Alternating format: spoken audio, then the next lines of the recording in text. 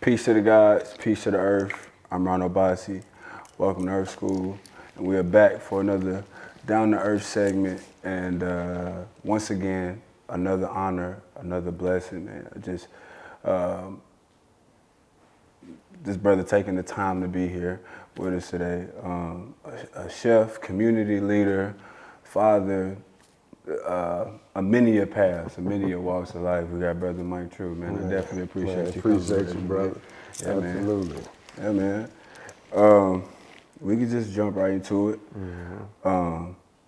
The root of the journey, right? You from the Ville, you from Nashville? Absolutely. Born and raised. Born and raised, North and East Nashville. Indeed. And so the question, right? I always, like I said, I love to get to the root of a person, right? Because it's not the destination, right? We got a blessing or willingly, we all have like a long life ahead of us, right? Or an intentional life ahead of us. But we all come from somewhere. We all come from some, right? What's your family background? Like, did they have a religious belief, spiritual belief? How were you raised in that capacity? I really, like, I got family, but I was one of them floaters, you know what I'm saying? So my mama wasn't really around. My daddy raised me. Then my daddy went to the penitentiary when I was 9. My brothers and sisters raised me. So I never really had my own room, you know what I'm saying? Never. So I was just raised, but I was provided for. But my father was the one who instilled a lot of stuff in me. Like, we didn't eat canned goods. We had a garden. He was country. My father was born in 1939. So I was raised in a different way, you know what I'm saying? So we didn't go to like grocery stores and get meat and stuff. He went to the butcher, or he went out there and fished himself, or, you know what I mean? So my background, like, I had never ate Doritos, never ate Fruit Loops. I had never ate any of that until I was like 10 years old. I had never been to the dentist, never been vaccinated until I was like 10. And honestly, I used to think it was a curse. Like, everybody else eating all this cool stuff and riding all these bikes and doing all that, and I couldn't go out the yard like my daddy really. But once I got older, I realized that, my daddy actually instilled something in me. He used to make me study books. Like, I used to always be what they call bad, but it was because I had a certain level of intelligence. I would finish all my work before everybody, so I would just be talking and giving everybody the answers and stuff. So I made straight A's, but my punishment used to be, when I got in trouble, to read the dictionary. So I read the dictionaries A through Z, read all the world books, used to have to read the Bible and write essays and stuff. And at the time, I didn't like it, you know what I mean? But once I got older, I realized that dude gave me a superpower, you know what I'm saying? Like, the ability to read and obtain information on a very high proficient level. Indeed, so that's where the experience becomes the wisdom, or the interchangeable, right? Because you said your pops, right? He wasn't there the whole time, but the time that he was there, the presence, right? He equipped you with things that not. I don't want to make up a percentage, but I do know in this present day that not a lot of our children, or how we grew up, were equipped with. A lot of us were equipped or fed the dependencies. A lot of us were fed the assimilation, or the ignorant side of things, or just the not knowing, right? So as you're a father now, right? And so am I. So in that transition, it's like, what are some of the things, as you are as a present father now, that you feel like, one, that you still learning as a present father, right? And that on the flip side, that you feel like is a necessity to not only help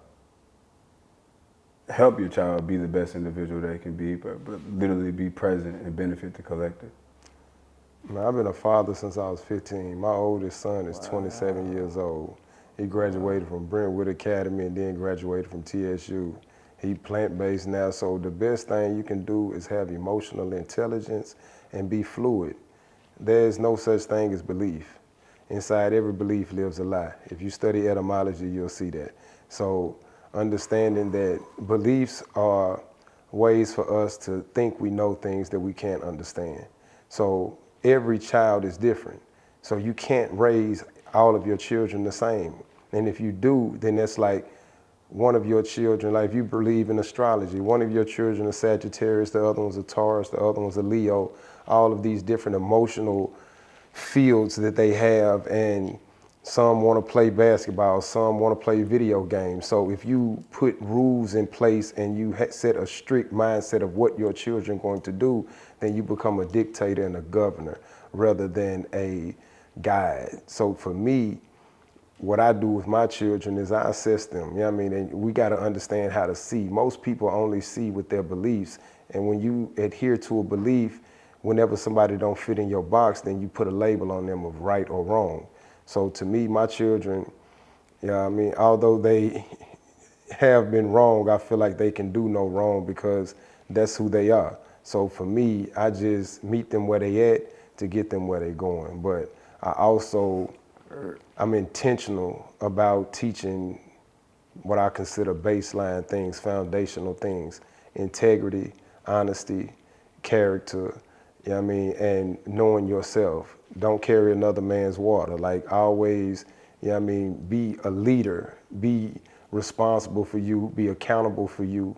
So it's certain things that I don't compromise on, and those have nothing to do with what you want to be. So I tell my children, if you want to work at McDonald's for the rest of your life, I'm gonna support you. Y'all don't have an expectation for my children. That's for them to find themselves. So I'm gonna set the foundation, I'm gonna provide the resources, I'm gonna give the guidance, and I'm gonna also use my intuition to know and show them the gifts that they may not see, so that I can inspire them to elaborate or build on what they already have. So for me, being a father is just showing up every day, being intentional and being loving. And love has no expectations. So the moment you put expectations on love, then that's when you start trying to control their path, and you only got 2 feet. So you got to walk your own path. Heard. And what are some of the things that you've learned? Because we constantly learn it. You know what I mean? Even in our knowing, we keep the doors open, right, to consistently learn and reflect on ourselves. So what's some of the things that you've consistently learned or reflected with self as being an active father, or was that part of the answer for sure? Like what are things that I've learned, like personally? Yeah, personally. Man, I learned. Or about self. What I learned is that you just gotta give the information. There is not a time frame for it to click or be received, but it's your responsibility to give it. So don't ever be frustrated by what is not being heard, what you think you're not seeing, what you're not perceiving. Continue to show emotional intelligence and continue to guide, even if you feel like they ain't heard. Because my oldest son, like I grew up doing martial arts, so I used to always try to get them to learn martial arts. I used to always try to get them to do certain things and learn different ways of existing, and it was always, man, go on, daddy, go on, man. But I just consistently did it myself. So instead of just constantly talking to them, they saw me doing it all the time. They seen me in the garage or in the driveway breaking bricks with my hand and hitting the punching bag, or going to the gym every day and eating healthy and doing all this. So they saw that. And now my son is 27 and he's been plant-based for a few years now. You know what I'm saying? He plant-based, he bodybuilding, super swole. He's learning to fight, he doing boxing and stuff now. So it's like all the stuff that I tried to get him to implement, he see now, you know what, as a man, you need to know how to fight. And I got a granddaughter now, so he's guiding her, and he named her Sage, you know what I mean? So that, to me, I didn't think he got it, but he did. So the best thing for you to do is just be the example. Don't worry about what they picked up, just drop it. You know what I'm saying? If you drop the gems, eventually, drop the seeds, they either gonna grow or they not gonna grow, but you drop the seeds, so that's all that matters. So what I can say, just be consistent with your messages, and don't be inconsistent with your messages. Meaning, don't do that. What they say is, do as I say, not as I do.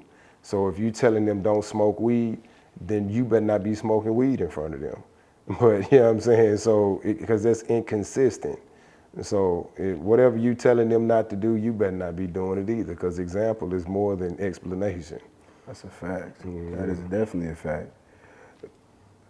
Man, so to your upbringing, right? Hearing the detail of the things, not only that you equip your children with, but what your father equipped you with, and the time that you got from him, is that upbringing? Does that play into how you become a chef now, or was that a whole different walk? I had no desire to be anything. I was like, I made a choice at a very young age because my father died in prison. I was basically homeless at like 15. So I made a choice that it don't matter how intelligent I am, it don't matter what's going on. I was a product of my environment. So I chose to, you know what I mean, I'm finna be the best street nigga I can be, because that was the option of success at the time, because I had a family to support.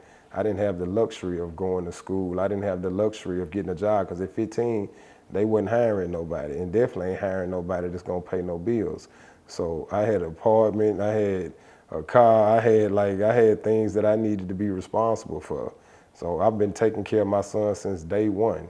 Since the time he came out of the womb, I've been daddy. I wasn't no child, you know what I mean? I got signed over as an adult at the age of 17, and I just, you know what I mean? For me, it was just my background, like I ain't had no options. So I just chose, you know what I mean, the best option that was available. But as I elevated and evolved, then I realized that, you know, things got to shift, and I continued to get in trouble, catch cases, and I was in the music industry for quite a while too, and did really well with that, you know what I mean? So when everything started coming to a head, for years I did 11 years probation. The first 4 years, my PO was super cool, you know what I'm saying? They wasn't tripping, nothing, let me I'll go on tour, do whatever I needed to do. But I kept getting in trouble. So they was like, look, you ain't finna keep coming in here talking about you doing music, you know what I'm saying? But you keep catching drug charges and stuff, you know what I mean? So you need to bring a check stub. So it was like, I need to get a job, and I couldn't find one. But my uncle, I started doing construction with him, making $150 a week, which was a real humbling experience coming from the type of money I was making. But at the time, I had a Christian mind, so I was like, man, God say if you don't work, you don't eat, so I'm gonna just work. And I'm gonna, you know what I mean, just stay focused and do what I need to do. Then the opportunity came about for me to get a job making $10 an hour as a line cook at the Travel Centers of America. And that was in 2008. And it was a day before my birthday. I turned 26 years old, and that day was when I started being a cook.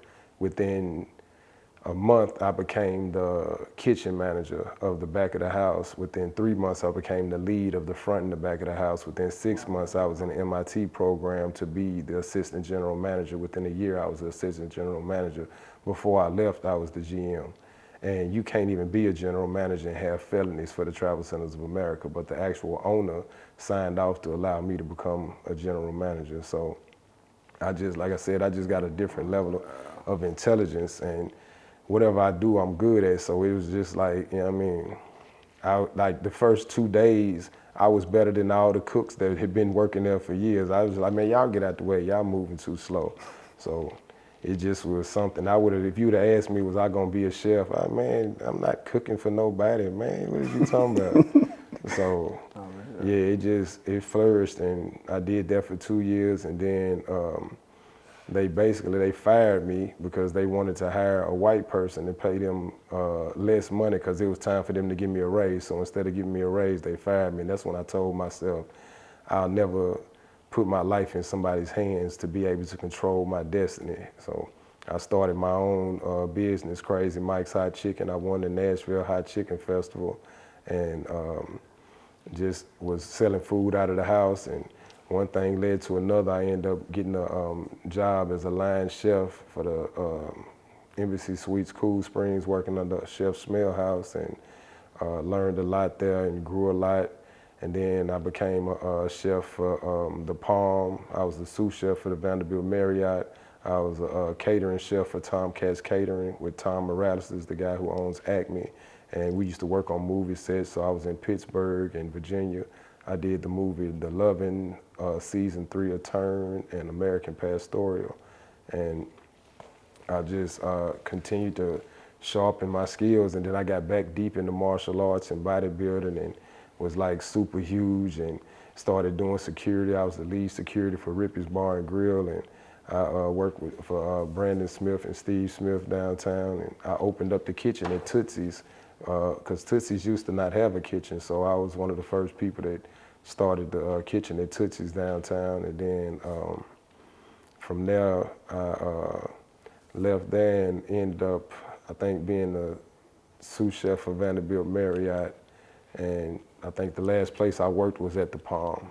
And the chef, I ain't even gonna say his name, but at that time I had got myself to a position where I didn't have to do a lot. Like I had assistants that did a lot of the stuff for me. So I just show everybody what to do, and then they assist me in doing it, and I could come and go as I please. And I started, trying to help everybody on the line. So he started sending people home and would leave me on the line. And at first it wasn't no problem, but I'm like, man, I ain't signed up, because I went to MIT, which means manager in training. So when I interview, I know how to interview, because I know how to interview you. So I was hiring people. So when they ask you, will you clean the bathrooms and do all this stuff? I say no. Like, no, that ain't what I'm signing up for. So most people say yeah because they want the job. So yeah, I'll do anything. I tell them, no, I won't do anything. I'll do what's within my job description, because I know I'm an amazing chef. So I'm here to be a chef. I'm not here to be a janitor. So he was trying to get me to do stuff outside of my job description. But by this time, I had already had my own restaurant. Well, I was working with one of my brothers. He had a soul food kitchen in Antioch. So he was like, man, either do it or leave. So I left. And then come full circle, he ended up, my sister had a high position at Dell, and she got some tables for the March of Dimes silent auction, which were $25,000 tables. So that same chef ended up having to serve me. You know what I'm saying? And everything just came full circle. But me working in that my people's soul food restaurant, I ended up meeting a guy who owned Fitness 1440 in Antioch, and me and him created a partnership, and I put a cafe called Happy Cafe inside Fitness 1440 when they first opened, and this was in 2016. So since 2016, I've been owning my own restaurant. So, man, within all the details, right? Mm-hmm. With the way you answered that question, the inspiration and the admiration for what I would call sovereignty, mm-hmm. the ability and the reality of man or woman, but specifically men in our instance, to be able to be masters of their own reality, mm-hmm. right?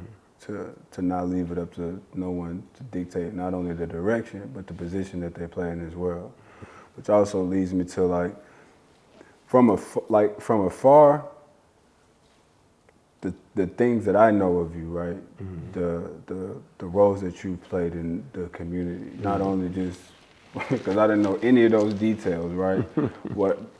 While actively knowing that you have literally showed up physically and spiritually for people in the community, mm-hmm. whole movements. Yeah. You feel me? So with that in mind, again, one of my first of just doing my homework and like from observation, right? And not even about the detail of the thing, just the movement, right? Your role in Gideon's Army, mm-hmm. and then your transition into who you are now. Mm-hmm. Or that's the same, right? You would say that's the same you, right? Mm-hmm. But the question I want to say, right? Because it's speaking towards the masculine, right? Mm-hmm. Men showing up inside their community, not with just voice and reason, not with just emotional intelligence, but with action, mm-hmm. right? And you see where we are in present times, like right now. What do you feel like not even feel like, what do you know is the proper role of a supreme masculine in today's time, whether it be a man doesn't even have to have his own family, but that would help again, we're talking about present day supreme masculines, men not only knowing themselves, but how to show up in community, how to show up in family roles, how to show up for themselves, right?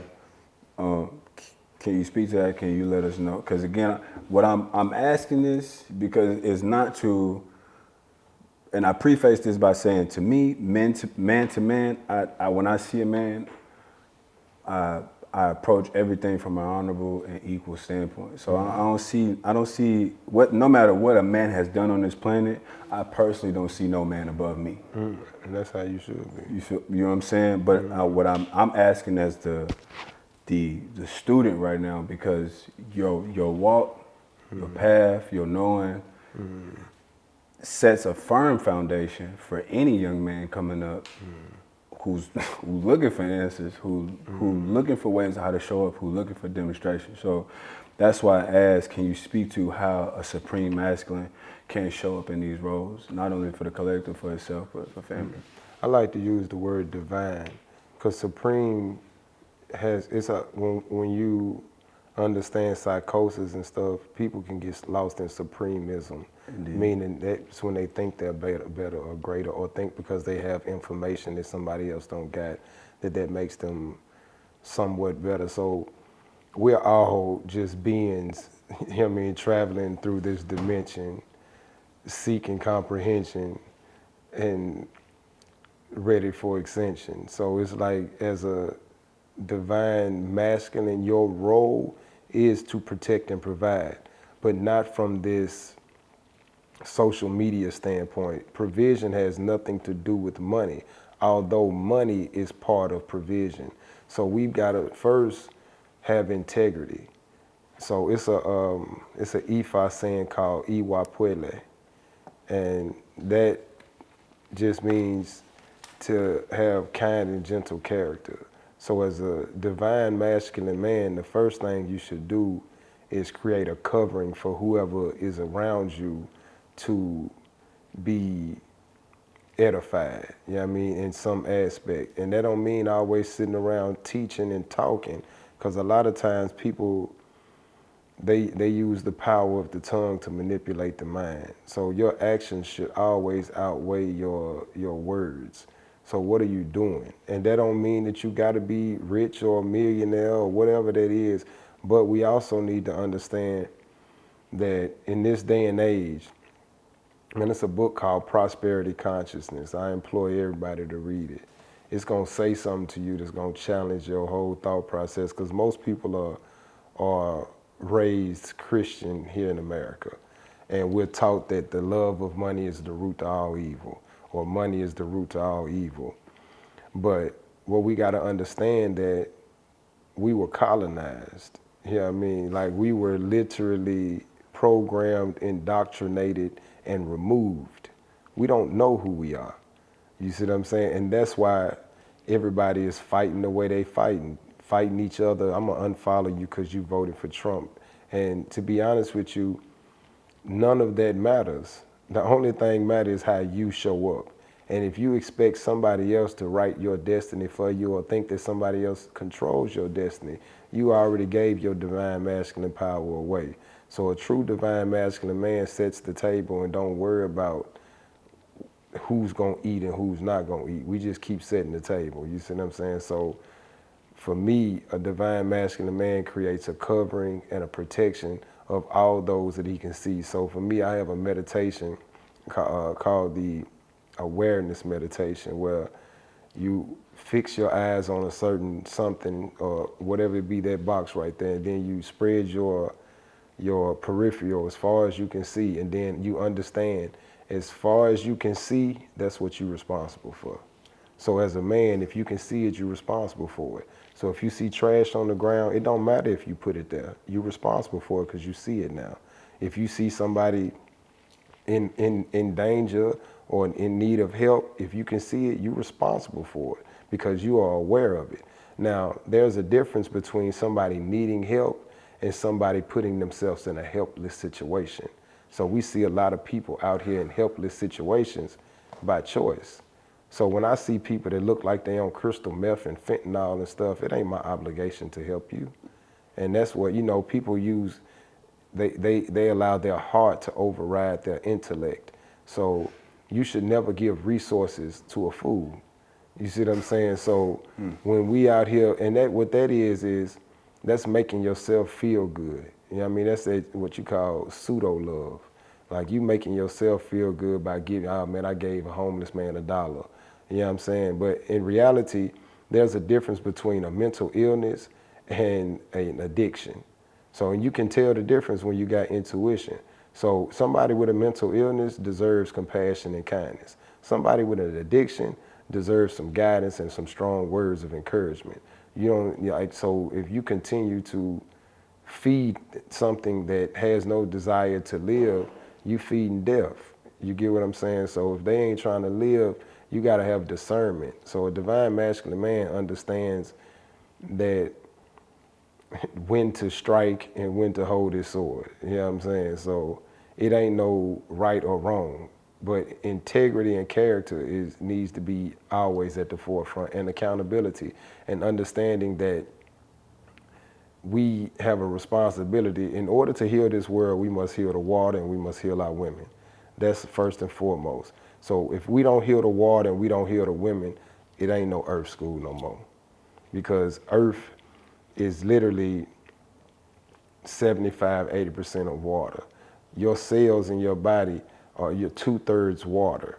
But when you really break that down, every cell has its own components of water. So literally, when you break it down on a cellular level, we're 99% water, for sure. You see what I'm saying? Yeah. So you can't, as long as the water dirty, as long as the women are not healed, and what I mean by women, I mean womb, because they are carriers of the water. They the water bearers. Like all of these religions have confined esoteric and exoteric information and occult information inside of a religion, which means regard to bind and control. So all of these thought processes are dead men ideas, but we in the land of the living. So we already got to understand that if all of your beliefs, faiths, or knowings are regurgitated from dead men's mouth, you ain't doing yourself a justice as a divine masculine anyways, because you carrying another man's water. You see what I'm saying? So it's your job to write the book.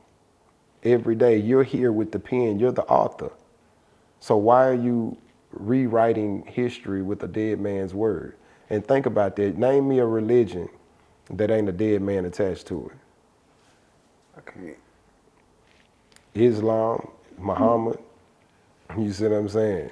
Christianity, Jesus, all of these people, Judaism, Abraham, all these, the major three are all Abrahamic religions. So these three organizations are fighting, but their foundation is the exact same. Abraham. I know you can continuously speak on where you was going with that in detail, firm knowledge, and what it reminds me of or pulls out of me when I was going through, and I know there's different variations, I know there's different words of what people call it, but my dark night of the soul or my awakenings, even though they to me they repeat it, you know what I mean? But I remember first discovering Bobby Hemmett, and I remember some of the teachings, or most of the teachings, right, of him really breaking down and going down into the detail of showing the common ground between the different religions in the world. And it wasn't in a disrespectful tone, it was an acknowledgement tone of how one can come back to the 0 point of like not following anything blindly, not letting someone dictate the use of the mind or how I interpret any belief. There's a lot of conversations that I purposely do not participate in because I know what they're already filled in. And it's not about how other people present themselves in the world. It's just me personally. I'm not here to debate, change, or argue with another man's mental or mind or what he believes in, especially not through my evolution. and especially because I've been on the other side of it. I've even been on the side of when I came into a Bobby Hemming or when I came into newer teachings, presuming and assuming a more of like a self-righteousness, like I learned something new, like I learned a new trick or something, right? And that was the wrong way to approach it. So like where I'm going with it is when you speak, like, okay, when you share your knowledge, because you do it frequently, or you do it in a way where you literally not telling anyone how to be. You're more so like equipping someone who are like the day you need these answers on how to be, they hear. You know what I mean? And then when you spoke on that that you are they call them these days, they call them thought leaders. Like, and I don't know how long that term's been around, but they call them thought leaders on turning this corner or being present in the age, like they call it the age of knowing, the age of Aquarius. There's different things, right? But this time was prophesied in so many different ways. So when you speak on the role that you play, or not even the role that you play, but who you are being in this time, what are the experience? Because like I said, you've been a community leader, you've been an artist, you literally you don't even have to go in detail. You told us like where you grew up, how you grew up. You've been on the block, like you done seen the worst of the worst. So like, who are some of your teachers? Who are some of the people that was like, whether they be far or near, like who are some of the teachers, right? Because we come into a place, this 3D realm and this earth, right? We have an intuitive knowing, right? But then we go through this whole journey of like unlearning and relearning ourselves, if someone so chooses. So like, who are some of your teachers, or who are some of or what are some of the other books that have found their way to you? And it's like, first off, everybody I come in contact with is my teacher. I'm a forever student, so I'm never. I say I'm not a master. I'm not a expert. I'm just a student of Earth, consistently learning and growing. But when I decided to shift my thought process, and all of the religions have been my teachers. You name them, all of them. You know what I mean? But one book that me especially, because I was a warrior, so I come from a warrior background, and that's a different word to say street nigga gangbanger. You know what I'm saying? So I was a warrior, but the book that shifted my consciousness was a book called The Book of Five Rings by Miyamoto Miyoshi. It's the greatest samurai that ever lived. And that book right there changed my life about what a warrior is. And then the Four Agreements, the Gratitude Effect, Prosperity Consciousness.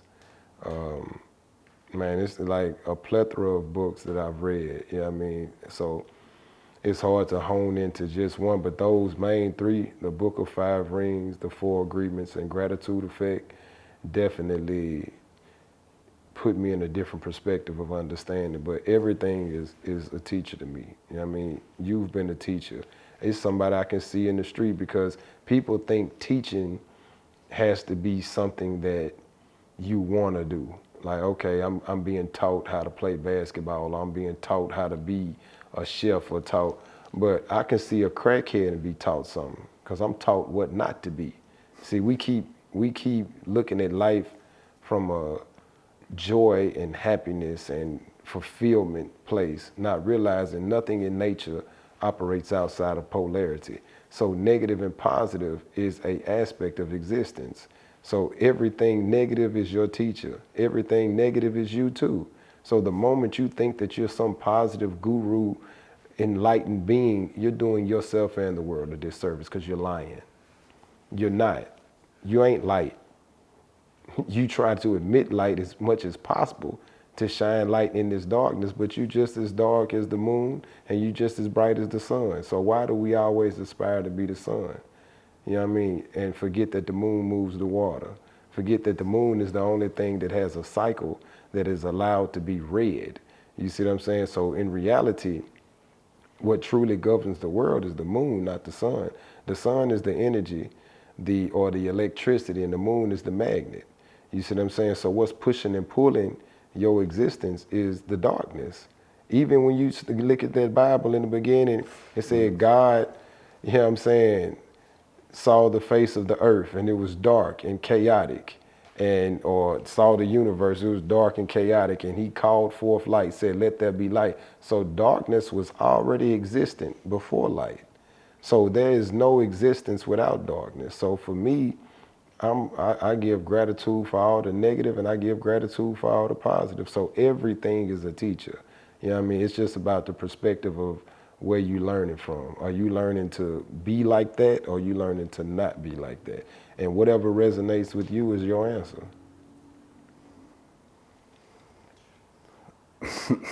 So listen, man,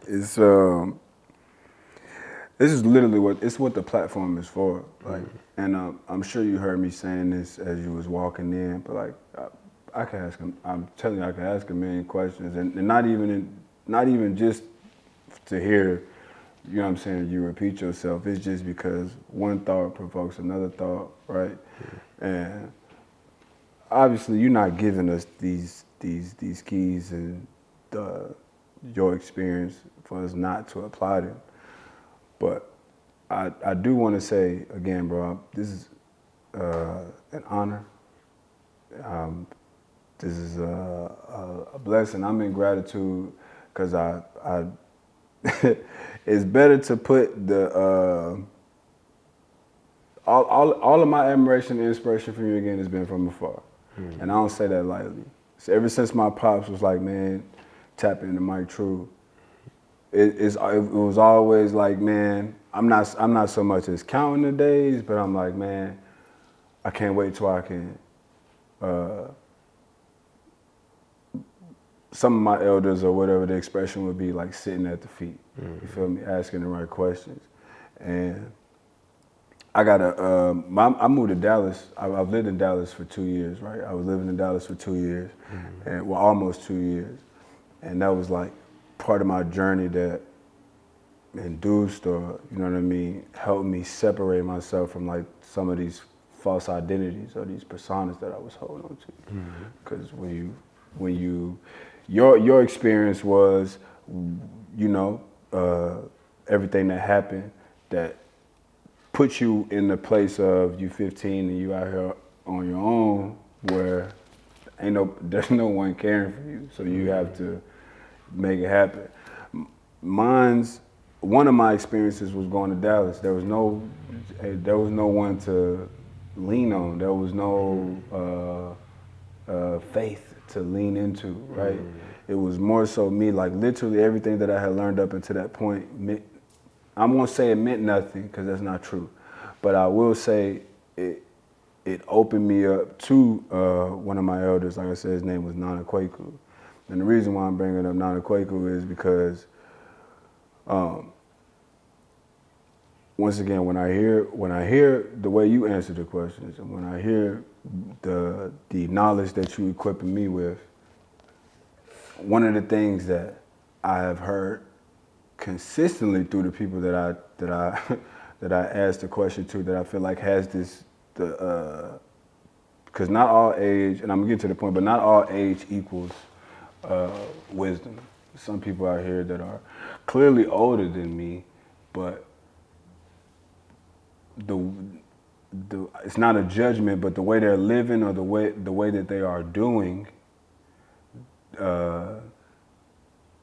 is, I can learn from them, but what the questions that I have for them, they probably wouldn't be able to answer, so to speak, right?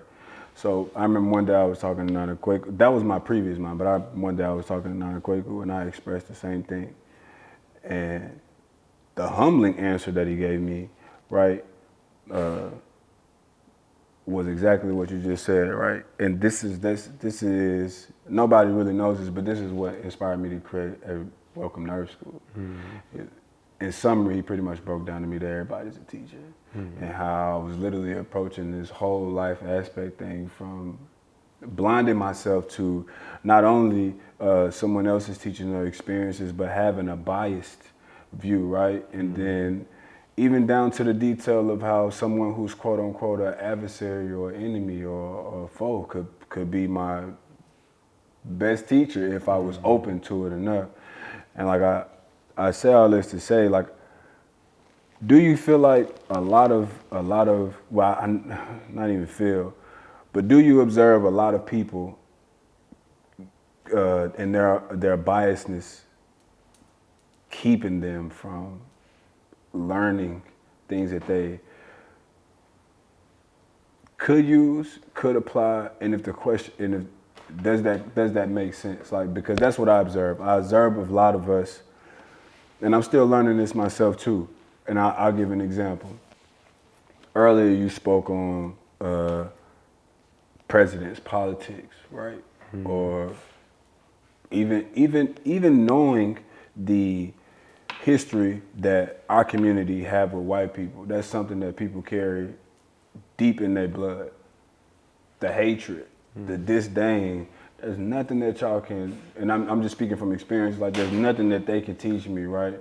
There's nothing that they can say, there's nothing that they could do. And I'm using myself as an example because I know this to be true. Like there has been times where someone who looks like me, and this is just an experience, there's been times where someone who looks like me is withholding specific information or knowledge that either A, that I've asked for, or B, or I'm looking for, and then I'm like, damn, well, we in the same community. We kind of like walking up the same hill, so to speak. And then there's been times where someone who doesn't look like me, it don't even have to be white, man. Like literally, there's people from all walks of life that I can talk to, that I have talked to, that I have learned from, that have showed me books, that have showed me some of their teachers, have spoken life into me, have showed me ways. But I say this to say, like,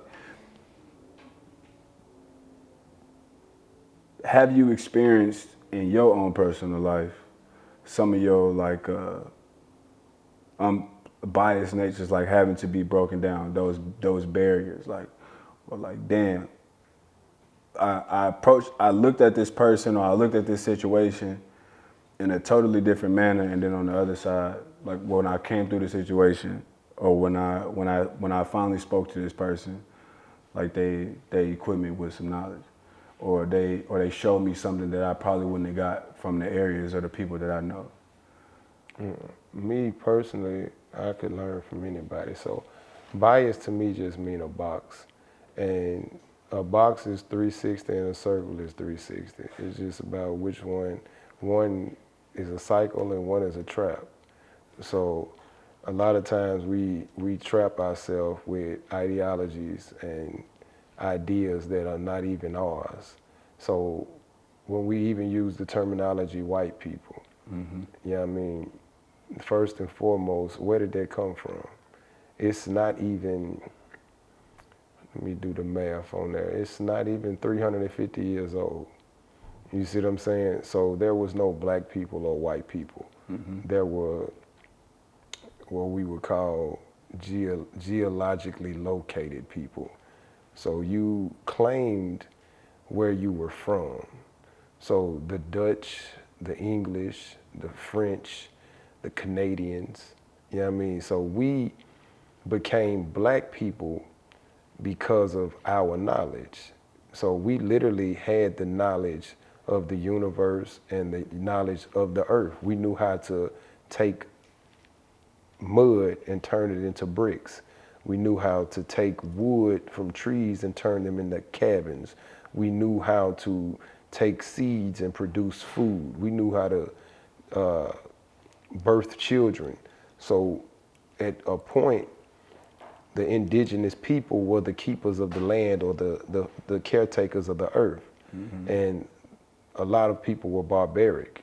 They just wanted to take, and they created a system that allowed them to take our knowledge and we just be servants or slaves to their ideologies. And at some point, this was around the Bacon Rebellion, they was like, hey man, if these people got wise and really rose up and came together, we don't know nothing. Like we couldn't survive without them. So we need to create a system and come together. So how about we create a W for the winners and create the B for the ones we want to hold back. And if you put your birthrights under this W, then you can operate within white privilege. So Dutch, German, French, Italian, English, all of these people do. So what they did was they scared poor white people, so to say, into prescribing to an ideology that put them under an umbrella to make them think that they could have some of the supremism, so to say. So all of that black and white. So what I will say is that at one point, I was super black power to the last hour. I was fighting for our people, and I figured that we had to start somewhere, so might as well start with us. But through my understandings in Gideon's Army, and I had all this information even when I started Gideon's Army, but I knew that I had to start somewhere. You see what I'm saying? So if I would have started right here, they wouldn't have listened. So I had to start where they would listen. And now I'm in a position to let everybody know, to take our true power back, we don't have to prescribe to colorism. You see what I'm saying? Because when we really think about it, our eyes can only see primary colors in the 7 main colors. That's the chakra system.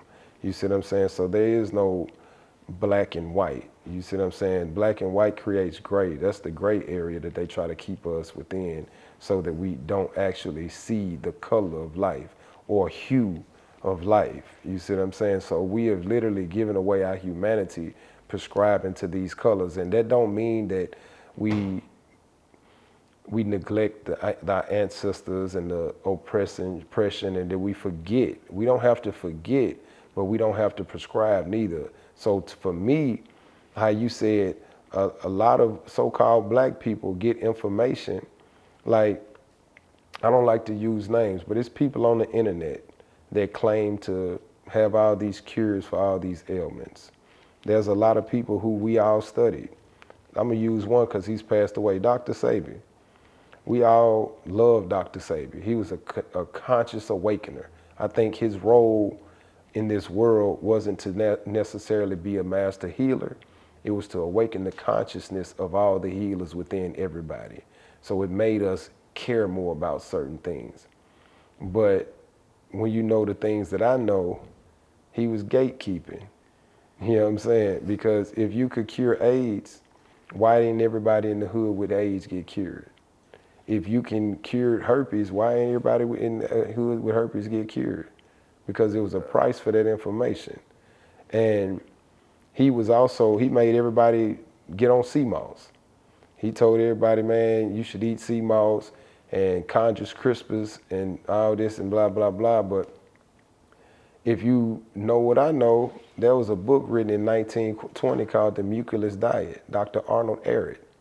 He was literally teaching us Dr. Arnold Ehret's information, but he was hiding it in African herbalism, and he was from Honduras. He had us looking in Africa for herbs that he wasn't even getting from Africa. He was showing us Gracilaria or Eugema cottoni and telling us it was Conjus crispus. So when you look up Conjus crispus, or when you look up Irish sea mouse, it was showing you real Irish sea mouse, which is Conjus crispus, which is a purple wavy flat leaf that is only grown in the cold waters of the Atlantic Ocean. But he was telling us about Caribbean mouse and Jamaican mouse, which is Gracilaria or Eugema cottoni. It does not grow Conjus crispus in the warm waters of the Atlantic Ocean. So either he did not know, or he was keeping us misled so that we would always have to go to him to get the information. You see what I'm saying? And I truly want to be known. I'm not saying he was right or wrong. What I'm saying is that if we really want change, why do it always got to be hit the link below and prescribe? Or if you check my website, purchase this. So it's like everybody is saying they doing something for our culture, but it's always a price tag attached to it, because at the end of the day, the only thing most people are serving is self and the only God that we know of on this planet, which is money. Like outside of Earth, all them other gods live in your head. You know what I'm saying? Like your God don't move nothing in my mind. You see what I'm saying? Your God ain't doing nothing for me. It's doing something for you. But what do something for everybody, and even people who, and that's another thing I was trying to say about the prosperity consciousness. It teaches us our relationship with money is confused. We taught to not love money. But what do we really hold dear to our heart that we ain't supposed to love? Like you love your children, right? You want the best for them and you'll do anything for them. So what do you need in order to give them the best life here on this earth? You need money. I don't like, we sitting in this space right here. This wasn't free. You see what I'm saying? So even the change you trying to create, it takes energy. That's why all money, but then it go back to what I told you about the water. Mm-hmm. You get to talking about money, it's currency, a bank, liquid assets, offshore accounts. You see what I'm saying? It's all taking you back to the water. You get what I'm saying? So when we understand the flow of things, man, it's gonna change the way. So understand that we don't have to gatekeep, and you can give everybody all the information. It ain't gonna change your flow. So yes, a lot of our people do gatekeep, and they always want to be in the know of something somebody else don't know. It's so many people on social media right now looking for the next clickbait of something you don't know. I seen a guy on there talking about how they've been telling you to eat kale. It's got goitrogens in it. Do you know what goitrogens do? It destroys your thyroid. And you wondering why this and why that.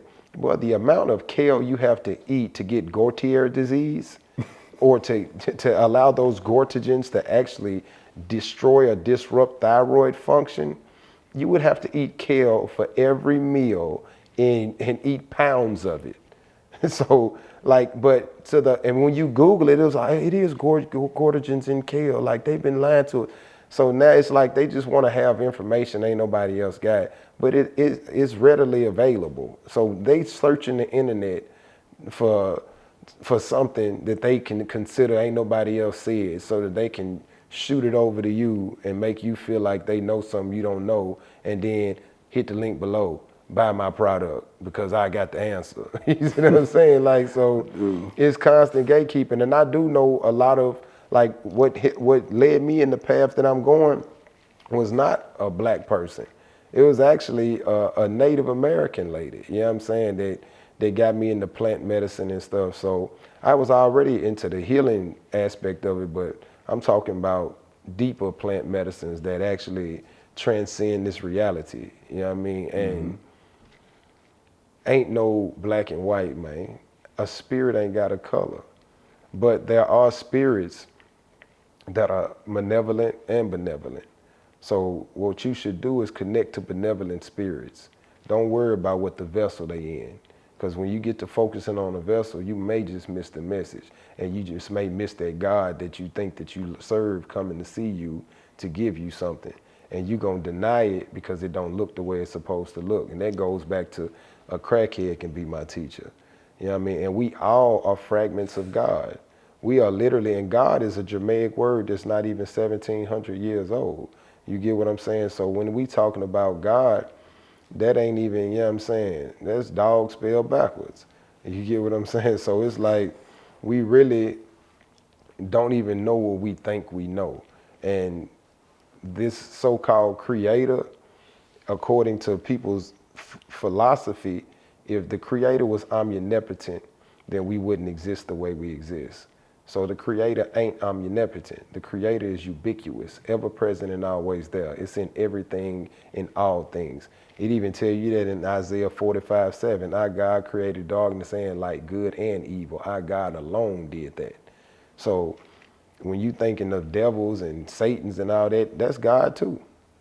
Because God decided for that to exist. If you really study your words, So why are we mad at one creation and not the other one? You see what I'm saying? And why we ain't mad at the creator instead of the creation? We mad at the creation, not the creator. Because if I was omnipotent, I didn't have to let none of this be. So now the real question is, why did I choose to let it be? Because it has to be. Anything that exists can't not exist no more. Like once it exists, it can't not exist. You see what I'm saying? But what happens is we have to take those thoughts and we have to be the thinkers. And we have to be the critical thinkers that allow these thoughts to perpetuate life instead of death. And all we're doing is perpetuating another man's thoughts. And the only way to change is to either kill the thinker or change the thought. So guess what they out here doing? Killing the thinkers. You see what I'm saying? So it's war culture. It's even in the, and everything has to do with the water. Worship. I'm going to worship you. That's what that sound like. I'm gonna get on the warship. When you was with your woman, you was in a relationship. When you start to do business with you in a partnership. Why is ship at the end of all these connections? Because that's the only way to travel and to get into the flow of the currency. You see what I'm saying? But we can't share ships with nobody. That's why the best thing to do is be on your own love boat and then pull up next to whoever is in the same doctrine with you. You see what I'm saying? And even the word doc, you see what I'm saying? Like all of that stuff lead to like, it's in that, if you truly want to change, study etymology. I was just going to say the etymology game you dropping is. Yeah, that's surface level stuff. Indeed. You know what I'm saying? This is not even deep, boy. This ain't even the Olacoon of it. Mm-hmm. You see what I'm saying? This the top of the water. And this is readily available information. You know what I mean? But most people don't seek, they just search. And when you searching, you ain't really gonna find nothing because you don't even know what you're searching for. But when you seeking, it's a deeper, it has a S-E-E in from you see differently. You see what I'm saying? So it's like, and if you see search has S-E-A. It's just the water. You see what I'm saying? So you just lost out there on the water, you lost at sea. But when you actually seek, you seeing. So whenever you see R-E in the front of something, that means to do it again. You see what I'm saying? So respect means that I just see you again. So I see you as you are. You get what I'm saying? When I relay, that means I give the message again. So etymology will allow you to break down all of these different barriers that we caught in. So whenever I hear people prescribe to things, then you ain't got to tell me nothing else. I already know where your boat is docked at. I already know what land you own. You see what I'm saying? Mm-hmm. I already know you on that island. And you can't exist within those words because they say in the beginning there was the word was with God, and the word was God. So I already know who your God is by the words you choose to use. You see what I'm saying? And so to me, Earth School is about consistently learning. Nothing is yours. Nothing. This information don't belong to you. That this body don't belong to you. The only thing that belongs, the mind don't even belong to you. The mind is for everybody. The mind is for all things. What belongs to you is your soul and your spirit, and that's your responsibility to use that to navigate. So everything should be from an internal standpoint. You should always be thinking from within. You should always be seeking to know thyself. That's where the knowledge is at. This world is not Earth. I got my own world, you got your own world. You invited me into your world right now. You see what I'm saying? So if you come to my restaurant, you'll be in my world. So it's a billion worlds going on around us. And nobody's world is right or wrong. But when we talking Earth is the only thing that gives us existence. Without Earth, we have no foundation. And they say home is where the heart is. What is home? You think it's a building right here or something? Nah, home is an acronym, H-O-M, here on Mother Earth. That's what home is. So once we understand that we all are here on Mother Earth, so we already at home. You see what I'm saying? The thing is, we just done forgot what home is, and we are aspiring to be in classism. I need to have this, I need to have that in order to have a home. But the moment you're born, you're already given a home. You're already born into the temple. You're already born into perfection. But they taught you that you were born into sin. But what that means is that we are born into a reality of choice. So we are born into a cesspool. You get what I'm saying? Mm-hmm. And in that cesspool, you can choose to swim to better grounds, or you can choose to drown in ignorance. Most people are drowning in ignorance, and they just regurgitating things that they hear and see, and people have told them what is good and bad. So most people are performative. That's why they call it stages of life. People are going through the different stages of life, and they just performing on the stage. Okay, you know what? If I believe in God, I go to church and I'm married and I do this, then I'm a good man. But you really don't spend time with your kids. You disrespect your wife. You hear what I'm saying? You walk around with discontent for people who don't look like you, or you have a certain hatred for people who don't think like you. You get what I'm saying? You performing a role. That's why I ain't no role model. I don't want to be a role model because I ain't modeling anything. I ain't modeling humanity. I'm existing within it. You get what I'm saying? So, and I ain't playing no role, and I ain't on no stage. That's why a lot of people say I might be arrogant and all of that, but it's like, I ain't here to be good, and I ain't here to be nice. I'm here to be me. You know what I mean? And that means me showing you kindness, but not allowing you to take that for a weakness. Because I am not passive, I'm passionate, and there's a big difference. So if all these people believe in religion, they tell you it's a time for everything.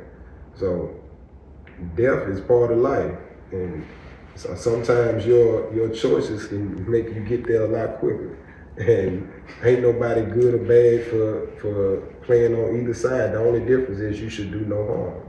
So anything you're doing, if it's causing harm, you might be on the wrong path. You get what I'm saying? That means harming yourself. Like if you do fentanyl, that's self-hate, because you know you're doing something that can kill you.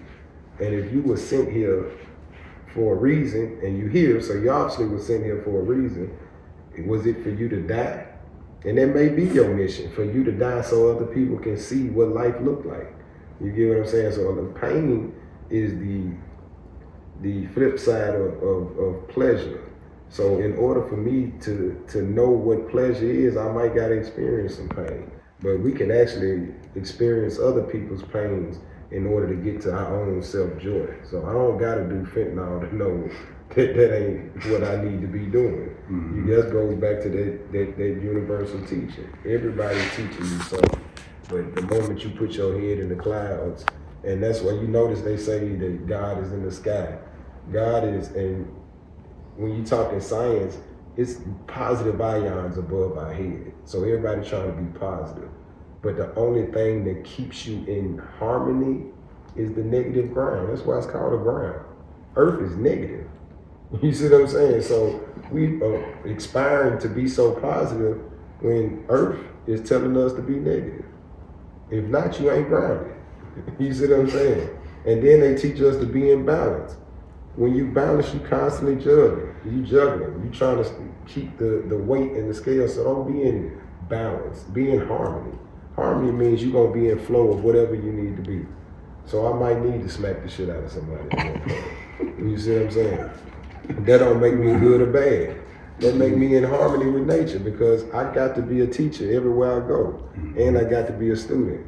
And some people need to learn some tough lessons. That's why a lot of people are out here being ignorant, because ain't nobody taught them no lesson. You get what I'm saying? So life ain't what they teaching us, man. And once we take responsibility for self, we don't have to carry no dead man ideas. We don't have to carry no other man water. You get what I mean? We can literally aspire and inspire the world by being just ourselves, and that alone.